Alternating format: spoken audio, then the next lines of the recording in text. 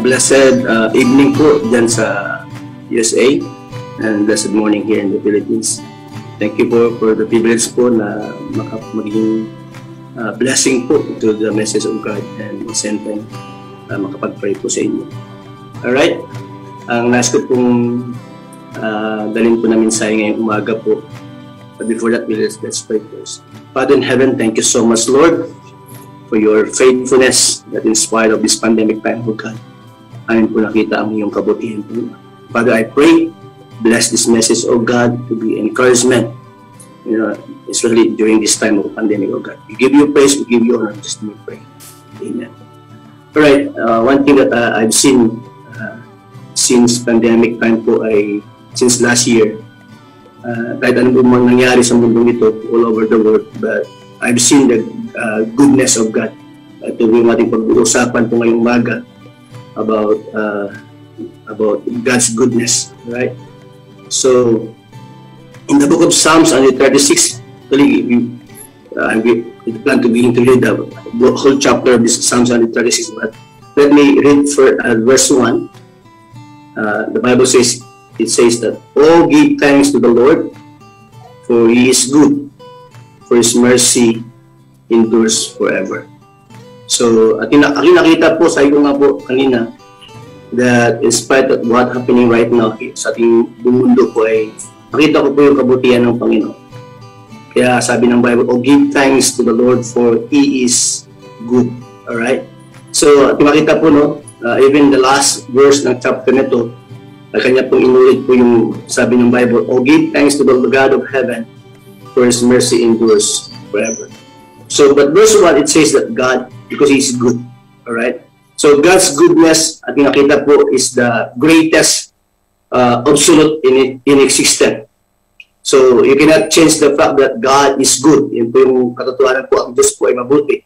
You cannot change the truth, also that God is good. Alright? So, it means no matter what happens, God is good. Amen? So, at makita po na ano man po mangyari sa mundo ito, whatever, masabi nila may mga viruses all over the world, but one thing I've seen is only God is good. Right? No matter what happens, God is good. So many people, we can see right now, that give up life. Why? Because yung nakita na no hope. Alright? You don't see a good future. But how many of you today or tonight that God has a good future for you in spite of this pandemic time? Alright? So our heart must be constantly anchored to the goodness of God. Even our circumstances say otherwise. Bakit po? Why? Limanda po, number one, the goodness of God can change our circumstances when we believe that God is good. Alright? So, the goodness of God, again, can change our circumstances when we believe that God is good. So, when we believe that God is good, it positions us to move forward in the things that God has prepared for. So, the Bible is very clear, when we believe that God is good, that then we have no fear and stepping out into what God has prepared for us. Kasi bakit po? Sapat na po malaman natin po ang Diyos ay mabuti. Right? In spite that we don't understand, in spite that we don't know what is happening, going on now all over the world. But as a believers, as a Christians, dapat sapat na po natin malaman po ang Diyos ay mabuti. Alright? Why? Because we know that in His goodness, He has gone before us. Many times, people do not step up because they are afraid. They are afraid of the future. Alright? Sabi nga, Pastor, hindi ko alam yung bukas. But, hindi malaga kung ano yung bukas. Malaga po na alam mo, Diyos mabuti. Alright? So, we don't know about tomorrow, but we know, sabi ng songs na, we know who holds our tomorrow. Alright? So, they are afraid of what they do not know. It's okay not to know the future. All you need to know is that God is good. Hallelujah. So, because if you know that with all your heart, then you can step into a future you might not know. But because you know that He has a good plans for you, He has a future and hope for you, then you can step out because you know God is good. Hallelujah. So we can see here the revelation of His love. The revelation of His goodness open up our expectation. So, ating makita po na talagang in spite of this pandemic time, since nakita ko, napatunayan ko po ang Panginoon since last year, ang Diyos ay mabuti. You know, most of the pastors that my friend that they are sometimes they are giving a testimony, sharing each other. Sometimes they always telling me, Pastor, some of our members lose our members. But ako po, nakita ko po sa aming church po dito sa Pilipinas po, that during pandemic time, hindi po kami nabawasan, kundi lalo kaming dumami sa presence ng Panginoon. And we still have open 5 more outreaches during pandemic time. Number 2, ang makita po, malapit po ako matapos. Number 2 po, that aking makita po, that we expect the impossible to become possible because God is good.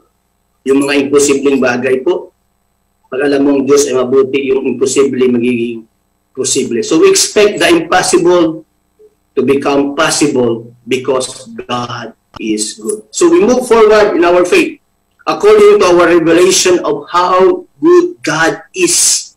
Alright? So the goodness of God, the love of God, awaken us into this hope. Alright? So the goodness of God, napakalaga ating malaman po ang Diyos po ay mabuti. We must believe that God is good. Sabi nga ng Bible sa Hebrews 11:6, without faith, it's impossible to please God. Alright? So we must believe that He is and that He is a rewarder. Sabi ng Bible. Alright? Sabi ng Bible, a rewarder is a good God. If God rewards people, then He is a good God. So the Bible says, faith is believing that He is and He is a rewarder. Hallelujah. So, number 3, the last point that I just want to share with you, all right, about God's goodness. We can experience fresh encounters of God's presence daily because God is good. Alam mo po, yung pandemic time po, yun po yung time na the more yung closeness ng mga pamilya, ng mga churches. Sa aming church po, we always claim that our church is like a family church. So, during pandemic time, the more kami lumalim sa Panginoon. At, you know, araw-araw namin nararasan yung presence ng, wow, yung word na fresh encounter. Iba yung word na unang na-encounter mo si Lord. Napakasarap yun. But, you know, yung fresh encounters, yung nasusupungan mo yung presence ng Panginoon araw-araw po, napakasarap po. So, we can experience fresh encounters of God's presence daily because God is good. Hallelujah. The Bible says, I will never leave you nor forsake you. Alright? Alright? Some scholars, ito yung na-discover po that this phrase is mentioned in the Bible in 366 times. So, in 1 year, we have 365 days. It depends. Sometimes, yung February po, mayroon 29. So, 366 days. So, in the Bible, it's very clear po na talagang sabi ng Bible, no, that I will never leave you nor forsake you. Joshua 1:8, chapter 1, verse 8 to 9, sabi ng Bible, this book of the law shall not depart from your mouth, but you shall meditate in it day and night, that you observe to do according to all that is written. For when they will make your way prosperous, and then you will have a good success. And verse 9 says, have I not commanded you? Be strong and of good courage.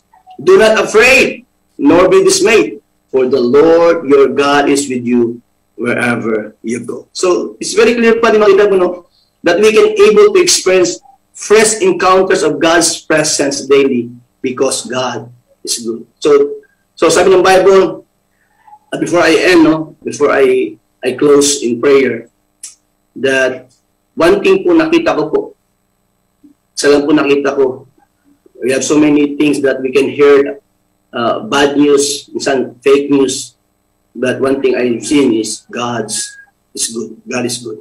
Yung kabutihan po ng Panginoon. So ating makita po, God's goodness, sabi ng Bible, number 1, God's goodness of God, the goodness of God can change our circumstances when we believe that God is good.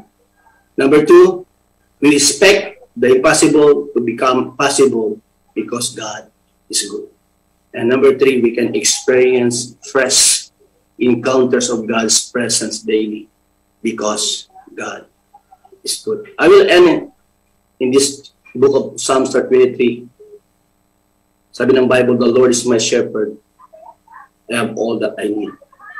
I have all that I need. Even this pandemic time, we have all that we need because God is good. Sabi ng Bible, He lets me rest in green meadows. He leads me beside peaceful stream because God is good. He renews my strength. He guides me along right paths, bringing honor to His name. Why? Because God is good. Verse 4. Even when I walk through the darkest valley, it's not yet the darkest valley in our lives right now. It's not yet the end of the world. Itong pandemic na to, itong virus na to. But sabi ng Bible, even when I walk through the darkest valley, I will not be afraid, for you are close beside me. Your rod and your staff protect and comfort me. Why? Because God is good. Verse 5 says, you prepare a feast for me in the presence of my enemies. You honor me by anointing my head with oil. My cup overflows with blessings. Why? Because God is good. Then verse 6, last verse. Surely goodness and unfailing love will pursue me all the days of my life, and I will live in the house of the Lord forever. Bakit po? Kasi ang Diyos po ay mabuti. Salamat po, and God bless you all. Let's pray. Let me pray. Father in heaven, thank you so much, Lord. That, Lord, that what we've seen right now, what is happening right now all over the world. But Lord, in spite of this pandemic time, Lord, sapat na Lord, malaman namin ikaw po ay mabuti. And Lord, nothing can shake us, Lord.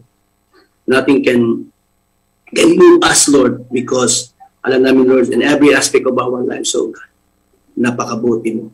At ikaw ang Diyos na tapat kailanman sa aming buhay. And Father, I pray, bless your people, bless, Lord, those are hearing your word today.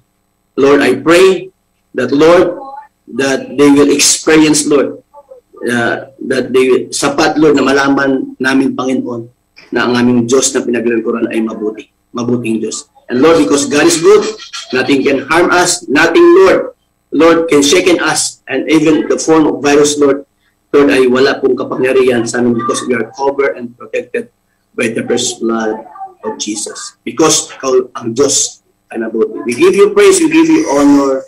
This is our prayer with thanksgiving. Just let me pray. Amen. God bless you all po. Salamat.